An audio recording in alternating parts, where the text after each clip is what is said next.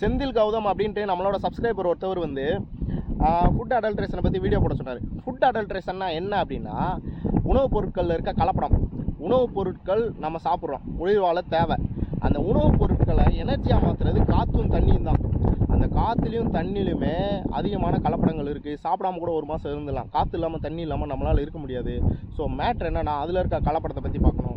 முக்கியமாக சிட்டி சைட்லலாம் அதிகமான ஃபேக்ட்ரி, அப்புறம் வந்து வெஹிக்கிள்ஸ்லாம் இருக்கனால அது எல்லாத்துக்குமே தெரியும். காற்று மாசுபாடு அதிகமாக இருக்குது. அப்புறம் பூமி சூடாகிறதுனால பகல் நேரத்தில் என்ன நடக்குதுன்னு சொல்கிறேன். கீழே இருக்க ஆக்சிஜன் அப்படியே கொஞ்சம் கொஞ்சமாக மேலே போயிடும். சூடாக நைட் நேரத்தில் பூமி கூலிங்காக இருக்கா, அப்படியே ஆக்சிஜன் கொஞ்சம் கொஞ்சமாக கீழே இறங்கி வரும். ஸோ சயின்டிஃபிக்கலி 3 மணி to 6 மணி ஆக்சிஜன் நல்லாவே தரக்கிட்ட வந்துடும்.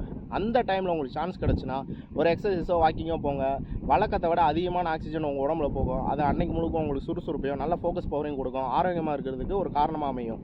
இது வந்து காற்று மாசுபாடுலேருந்து தப்பிக்கிறதுக்கான ஒரு குறுகிய கால வழி. நீண்ட காலத்தில் கொஞ்ச நாள் இன்னும் போக போக எல்லாத்துக்குமே இதேமாரி பலன் பெறணும் அப்படின்னா மரங்கள் நடுங்க.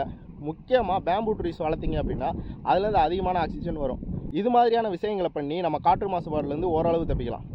எதுக்கு நான் ஃபுட் அடல்ட்ரேஷன்லேருந்து இதை பற்றி பேசுகிறேன் அப்படின்னா, இருக்கிறதுலே பெரிய பிரச்சனையை எடுத்து சால்வ் பண்ணாதான் நம்மளுக்கு பிரச்சனைகள் சீக்கிரமாக குறையும். ஸோ இருக்கிற பிரச்சனையிலே பெரிய பிரச்சனை காற்று மாசுபாடு, தண்ணி மாசுபாடு தான். இந்த வீடியோவில் நம்ம தண்ணி மாசுபாடு அதுலேருந்து எப்படி தப்பிக்கிறது, இல்லாட்டினா ஏதாச்சும் பாதுகாப்பு முறை இருக்கா அப்படின்றத பார்க்கலாம்.